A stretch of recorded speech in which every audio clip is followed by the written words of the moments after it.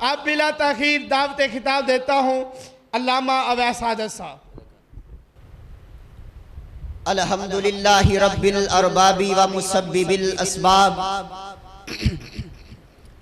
و آفہ الذنب و قابل التوب و شدید العقاب لہ القوۃ جمیعا و هو الشدید العذاب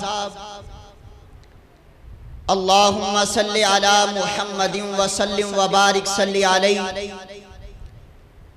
اعوذ باللہ من الشیطان الرجیم بسم اللہ الرحمن الرحیم رضی اللہ عنہم ورضوا عنہ اولئک حزب اللہ الا ان حزب اللہ هم المفلحون۔ وقال النبی صلی اللہ علیہ وسلم لو کنتم متخذا خلیلا لاتخذت ابا بکر خلیلا۔ وہ پہلا مددگار، وہ پہلا صحابی جس نے جسے نبی نے ہر قدم پر دعا دی، وہ افضل البشر بعد الانبیاء ہے، وہ جانے صداقت، وہ جانے وفا ہے۔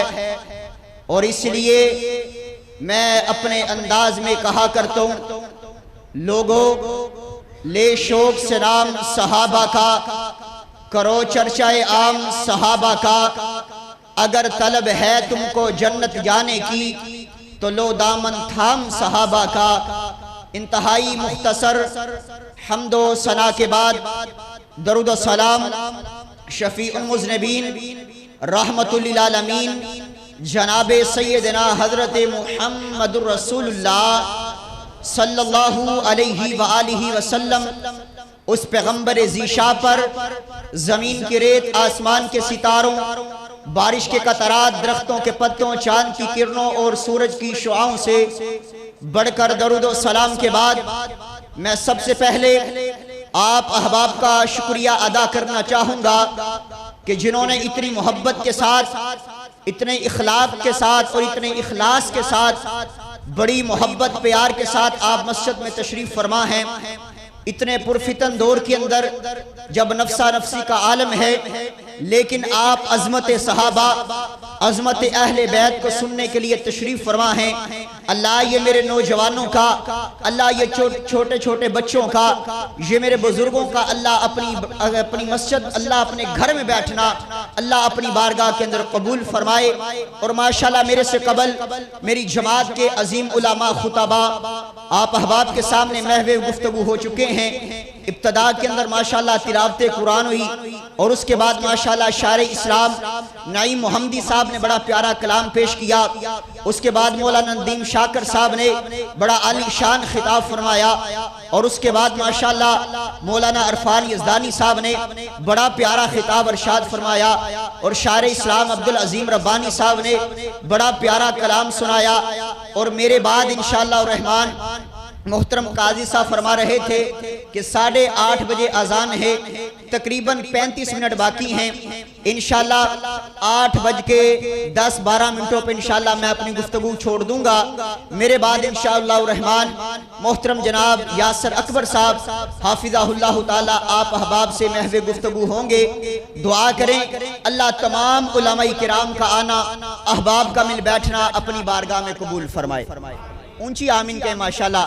ادھر دیکھیں ماشاءاللہ میرے علاقہ کی بہار مولانا عبدالوحید صاحب تشریف فرما، اسی طرح بھائی جابر صاحب، بھائی اویس صاحب، اور آج کا یہ پروگرام قاضی اللہ دتا صاحب حافظہ اللہ تعالیٰ کی زیر نگرانی ہو رہا ہے۔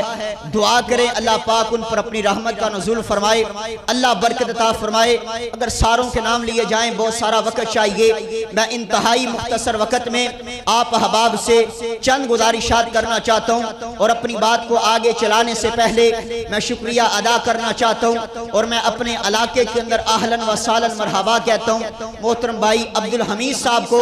وہ ماشاءاللہ رائیون سے چل کر کے یہ آج کے علماء کے بیان کو ریکارڈ کرنے کے لیے تشریف لائے ہیں، اللہ ان کی حفاظت فرمائے۔ آئیے ذرا توجہ کیجئے، میں آپ احباب کے سامنے جناب سیدنا حضرت ابو بکر صدیق رضی اللہ تعالی عنہ کی عظمت کو بیان کرنا چاہتا ہوں، آپ کے مقام مرتبے بلندی کو بیان کرنا چاہتا ہوں۔ کون؟ جناب صدیق اکبر رضی اللہ تعالی عنہ، جن کے بارے میں تیرے اور میرے محبوب آقا جناب محمد رسول اللہ صلی اللہ علیہ وآلہ وسلم فرماتے ہیں لو کنتم متخذا خلیلا لاتخذت ابا بکر خلیلا۔ لوگو اگر میں کسی کو اپنا خلیل بناتا، لوگو اگر میں کسی کو اپنا دوست بناتا تو جناب ابو بکر صدیق کو بناتا۔ آؤ آگے بڑھئے، جن کے بارے میں اہل سنت والجماعہ کا اس بات پر اجتماع ہے کہ افضل البشر بعد الانبیاء، سارے نبیوں کے بعد افضل ترین شخصیت جناب ابو بکر صدیق کی ہے، اور جناب ابو بکر صدیق رضی اللہ تعالی عنہ میرے پیارے پیغمبر کے جانثار بھی ہیں۔ جناب ابو بکر میرے پیارے پیغمبر کے فداکار بھی ہیں۔ جناب ابو بکر میرے پیارے آقا سے محبت کرنے والے ہیں، میرے آقا سے پیار کرنے والے ہیں، میرے آقا سے عقیدت کرنے والے ہیں۔ اگر جناب ابو بکر کی شان و مقام مرتبے کو بڑائی کو اتنا بیان نہ بھی کیا جائے، صرف اتنا ہی کہہ دیا جائے جناب ابو بکر پیارے پیغمبر کے صحابی ہیں، آپ کا کلمہ پڑھنے والے ہیں، اور جناب ابو بکر خود بھی صحابی ہیں۔ جناب ابو بکر کا بیٹا بھی صحابی ہے، جناب ابو بکر کا پوتا بھی صحابی ہے، جناب ابو بکر کی بہنہ بھی صحابیاں ہیں، حضرت عائشہ بھی صحابیاں ہیں، حضرت اسماء بھی صحابیاں ہیں۔ اللہ نے بڑا مقام عطا کیا ہے، اللہ نے بڑی عظمت عطا کی ہے، اس لیے تو اللہ نے اپنے قرآن کے اندر ابو بکر کی عظمت کو یوں بیان کیا ہے۔ اللہ رب العالمین اپنے قرآن کے اندر اس امر کا اعلان کرتے ہیں، اللہ فرماتے ہیں رضی اللہ عنہم ورضوا عنہ، اے لوگوں میں ابو بکر سے راضی ہوں، لوگوں میں صحابہ سے راضی ہوں، لوگوں میں عمر سے راضی ہوں، لوگوں میں عثمان سے راضی ہوں، لوگوں میں علی سے راضی ہوں۔ صحابہ کرام کی عظمت کے کیا کہنے، آج کوئی بولتا ہے صدیق کی صداقت کے بارے میں، آج کوئی بولتا ہے فاروق کی عدالت کے بارے میں، آج کوئی بولتا ہے امیر معاویہ کی سیاست کے بارے میں، جناب ابو بکر کے بارے میں زبان درازی کیوں کی جاتی ہے؟ وجہ کیا ہے؟ سبب کیا ہے؟ ریزن کیا ہے؟ کہا یہ جاتا ہے کہ جناب ابو بکر نبی کے نواسوں سے پیار نہیں کرتے تھے، نبی کے نواسوں سے عقیدت نہیں کرتے تھے۔ آئیے پہلے یہ بات بھی بتلاؤں گا، لیکن سنیے جناب ابو بکر رضی اللہ تعالی عنہ کی عظمت مقام مرتبے کے کیا کہنے، اللہ نے مقام کیا عطا کیا ہے، اللہ نے عظمت کیا عطا کی ہے۔ دیکھیے گا، توجہ کیجئے گا، ایک مرتبہ میرے پیارے پیغمبر جناب محمد رسول اللہ صلی اللہ علیہ وآلہ وسلم، میں نے تقریر انشاءاللہ چوتھے گیر میں کرنی ہے، لیکن جب بھی میرے پیارے پیغمبر کا نام آئے، آپ نے میرے پیارے پیغمبر کا نام پاک سن کر کے خود درود پڑھنا چاہیے، خود درود پڑھنا ہے۔ خطیب کو ضرورت نہیں کہنی پڑتی ہے، خطیب کو نہیں کہنا چاہیے جناب آپ درود پڑھیں، بلکہ آپ کو سوچنا چاہیے کب میرے محبوب کا نام آئے اور میں اپنے پیارے آقا کے نام پاک سن کر کے درود کو پڑھوں۔ پڑھیں جناب محمد رسول اللہ صلی اللہ علیہ وآلہ وسلم، تیرے اور میرے محبوب آقا تشریف فرما ہے، اور تیری اور میری اماں جان سیدہ عائشہ صدیقہ رضی اللہ تعالی عنہ، کون اماں جان ہے؟ مومنوں کی ماں ہے۔ آج امی جان کے بارے میں زبانداری اور بہتان بازی لگائی جائے نا، آپ کے بارے میں نازیبہ الفاظ کو استعمال کیا جائے۔ آئیے ذرا توجہ کیجئے، آخرکار صدیق کے گہرانے پر زبان کیوں چلائی جاتی ہے؟ انہیں پتا ہے، کیونکہ میرے نبی سے ایک شخص نے سوال کیا ہے، اے آقا جی آپ کو دنیا کے اندر سب سے محبوب کون ہے؟ میرے آقا فرماتے ہیں مجھے سب سے محبوب سیدہ عائشہ صدیقہ رضی اللہ تعالی عنہ ہیں۔ اچھا آقا جی عورتوں میں سے میں نے نہیں پوچھا، مجھے یہ بتلائیے مردوں میں سے عظیم کون ہے، مردوں میں سے آپ کو محبوب شخصیت کون سی ہے؟ فرمایا اس کا باپ ابو بکر صدیق رضی اللہ تعالی عنہ ہیں۔ اللہ نے ان کو مقام جدا عطا کیا ہے، اللہ نے عظمت جدا عطا کی ہے۔ تیری اور میری اماں جان اور پیارے پیغمبر تشریف فرما ہے، ایسی تیری اور میری اماں جان کی نگاہیں، ایسی تیری اور میری اماں جان کی آنکھیں آسمان کے ستاروں کی طرف گئی ہیں۔ میری اور تیری اماں جان فرماتی ہیں اے محبوب آقا جی آسمان کے ستاروں جتنی کسی کی نیکیاں ہیں، آقا فرماتے ہاں عائشہ آسمان کے ستاروں جتنی نیکیاں میرے یار عمر کی ہیں۔ عائشہ خاموش ہو جاتی ہیں، عائشہ خاموش ہو گئی۔ پیارے آقا فرماتے ہیں عائشہ خاموش ہو گئے ہو، آقا جی آپ نے مجھے لاجواب کر دیا ہے، میں نے یہ سوچا تھا، میرے ذہن کے اندر خیال یہ آیا تھا کہ میرے پیارے بابا آپ کے حضر کے ساتھی، آپ کے غار کے ساتھی، آپ کے میدان کے ساتھی، آپ کے سفر کے ساتھی، آپ کی فجر کے ساتھی، آپ کی ظہر کے ساتھی، آپ کی عصر کے ساتھی، عصر مغرب عشاء کے ساتھی ہیں، جہاں پر آپ ہوتے ہیں وہیں میرے بابا جان ابو بکر ہوتے ہیں۔ میں نے یہ سمجھا تھا کہ آسمان کے ستاروں جتنی نیکیاں میرے باپ ابو بکر کی ہوں گی۔ سنیے گا جواب میرے پیارے پیغمبر کا، اور سبحان اللہ کی صدا کو بلند کیجئے گا۔ میرے محبوبہ کا فرماتے ہیں عائشہ آسمان کے ستاروں جتنی نیکیاں، عمر کی ساری زندگی کی نیکیاں آسمان کے ستاروں جتنی ہیں، اور میرے یار ابو بکر کی ایک رات کی نیکیاں آسمان کے ستاروں جتنی ہیں۔ کیا مقام ہے، کیا مرتبہ ہے، اللہ نے کیا مقام عطا کیا ہے۔ اس لیے تو میرے اور آپ کے محبوبہ کا فرمایا کرتے میرے پر جس کسی نے احسانات کیے ہیں میں نے اس کے احسانات کا بدلہ دنیا میں چکا دیا ہے۔ ابو بکر تیرے احسانات کا بدلہ میں نہیں دے سکا ہوں، کل قیامت کا دن ہوگا، اللہ ابو بکر کو بلائے گا، آ ابو بکر تو نے میرے پیارے پیغمبر پہ بڑے احسانات کیے ہیں، آج میں تجھے بدلہ دینا چاہتا ہوں، آج میں تجھے جنت دینا چاہتا ہوں۔ ہائے میں قربان جاؤں نا، جناب ابو بکر کی عظمت کے کیا کہنے، ان کے مقام کے کیا کہنے۔ تیرے اور میرے محبوبہ کا سفر معراج کر کے آئے ہیں۔ اللہ کا قرآن اس امر کا اعلان کرتا ہے سبحان الذی اسری بعبدہ لیلا من المسجد الحرام الی المسجد الاقصی الذی بارکنا حولہ لنریہ من آیاتنا انہ هو السمیع العلیم۔ میرے اور آپ کے محبوبہ کا سفر معراج کر کے آئے ہیں۔ جب معراج کی سیر کر کے واپس تشریف لے کر کے آئے ہیں، جب معراج کر کے سفر طے کر کے سیر کر کے واپس آئے ہیں، آقا علیہ السلام نے سفر معراج ابو جہل کو سنایا ہے۔ یہ ابو جہل پیارے پیغمبر کا مذاق اڑاتا ہے، آپ کے بارے میں نازیبہ الفاظ استعمال کرتا ہے، آپ کو جھوٹا قرار دے دیتا ہے۔ لیکن آئیے توجہ کیجئے، غور فرما لیجئے، میرے پیارے پیغمبر صلی اللہ علیہ وسلم سفر معراج کر کے آئے، سارا واقعہ ابو جہل کو سنایا ہے۔ لیکن آپ کے سائنٹسٹ لکھتے ہیں، آپ کے سائنسدان لکھتے ہیں زمین سے پہلے آسمان کا وایا، زمین سے پہلے آسمان کا فاصلہ، زمین سے پہلے آسمان کا اراؤنڈ 500 سال کا ہے۔ اسی طرح ساتوں آسمان کا یہ فاصلہ 3500 سال کا ہے۔ میرے آقا فرماتے ہیں میں مسجد حرام سے مسجد اقصی تک گیا ہوں، ساتوں آسمان کی سیر کر کے آیا ہوں۔ ساتوں آسمان کی سیر کرنے کے بعد میں سدرۃ المنتہا پہ گیا ہوں، اور کس طرح گیا ہوں؟ فرمایا لیلا من المسجد الحرام، رات کے تھوڑے سے حصے میں گیا ہوں، رات کے قلیل حصے میں گیا ہوں۔ یہ ساری بات ابو جہل کو سنائی ہے۔ ابو جہل نے اپنے ساتھ لوگوں کو اکٹھا کیا ہے، کہتا ہے اگر تمہیں کوئی شخص یہ کہے محمد رسول اللہ یہ کہتے ہیں کہ میں راتوں رات آسمان کی سیر کر کے آیا ہوں، سفر معراج کر کے آیا ہوں، مسجد حرام سے مسجد اقصی تک گیا ہوں، کیا تم اس بات پر یقین کرو گے؟ پیارے پیغمبر صلی اللہ علیہ وسلم کے خلاف اس نے ایک کابینہ بنا لی، پیارے پیغمبر کے خلاف اس نے کافروں کو جمع کر لیا۔ وہ سارے پیارے پیغمبر کے پاس آتے ہیں، پیارے پیغمبر انہیں بھی سارا سفر معراج سنا دیتے ہیں۔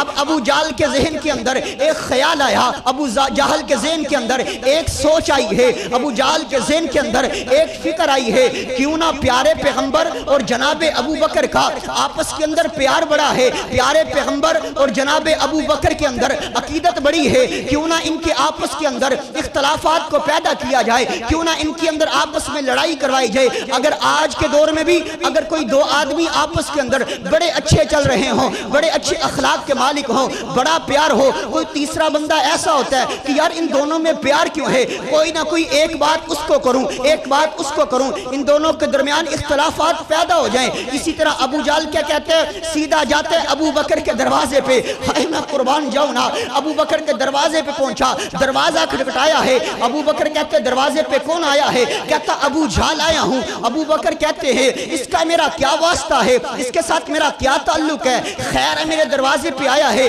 دروازہ کھولا ہے۔ ابو بکر نے ابو جہل سے ملاقات کی ہے، جناب ابو بکر کہتے ہیں ہاں ابو جہل کیسے آیا ہے، کیا نظریہ لے کر کے آیا ہے، کیا سوچ لے کر کے آیا ہے؟